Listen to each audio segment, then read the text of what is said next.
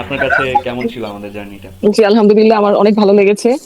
আর হচ্ছে যে আসলে ডেটা এন্ট্রি বিষয়ে আমি আসলে অনেক ডিটেলস এ যতটুকু জানতে, মানে যতটুকু জানার আমার যতটুকু কোয়েস্ট ছিল সেটুকু পূরণ হয়েছে।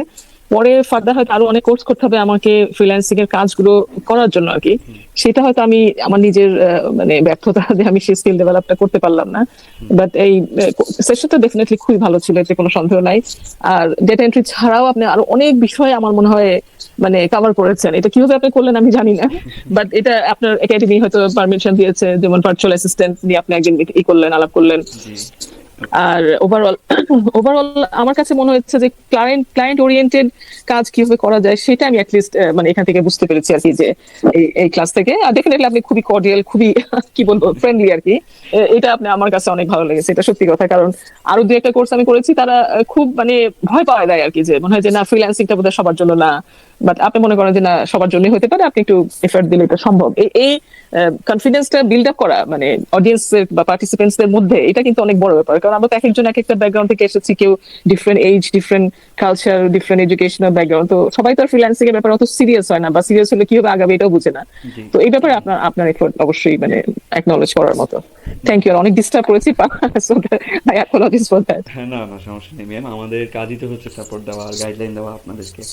আর এবার আসি একটু পারমিতা রহমান ম্যাম, আপনার কাছে কেমন ছিল আমাদের জার্নিটা? স্যার খুবই ভালো ছিল। আমি তো ক্লাস করার পরই আমার আইডিতে রিভিউ দিতাম যে আজকের ক্লাসটা অনেক ভালো হয়েছে। আর আপনি এত সুন্দর করে সবকিছু বুঝিয়েছেন যে আসলে খুবই সহজ মনে হয়েছে জিনিসটা। এখন কাজ করতে গেলে বোঝা যাবে কোনটা কতটুকু পারি। তবে আসলে স্যার আপনার করানোটা খুবই ভালো ছিল, মানে ধন্যবাদ, বোঝানোর সিস্টেমটা আমার খুবই ভালো লেগেছে। ধন্যবাদ।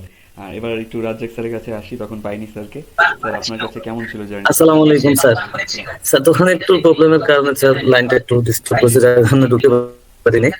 যাই হোক স্যার, আপনার আসলে স্যার এই ফ্রিল্যান্সিং জিনিসটা আমার একেবারেই জানা ছিল না টোটালি। আচ্ছা। আর মেইনলি আমি আমি এই কোর্সটাতে ঢোকার কারণটাই হচ্ছিল আমি ডাটাবেস ম্যানেজমেন্ট সিস্টেমের কিছু কাজ শিখবো এই জন্য। ওকে। তো এখন ঢোকার পরে এটা আমার ফ্রিল্যান্সিং এর কাজে আসছে, বাট ডাটা আমি এই জিনিস ফ্রিল্যান্সিং এর কিছু না জানা সত্ত্বেও এখন আপনার সাথে ক্লাস করার পরে স্যার আমি শুধু যে ফ্রিল্যান্সিং এ কাজে লাগবে এরকম না, আমি অনেক কিছু আপনার কাছ থেকে শিখতে পারলাম, যেটা আমার ব্যক্তিগত বলেন এবং জবের ক্ষেত্রে বলেন আমি অনেক জায়গায় এগুলো অ্যাপ্লাই করতে পারবো আমার মনে হচ্ছে।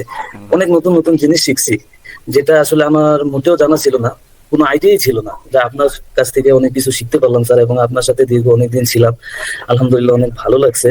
তো জি। যদি স্যার আমাদের ব্যবহারে যদি স্যার, যদি অনেক বিরক্ত করছি, যদি কষ্ট পেয়ে থাকেন স্যার, দয়া করে না, ক্ষমা করবেন স্যার। আরে ধুরো, ধুরো স্যার, আর কি বলেন?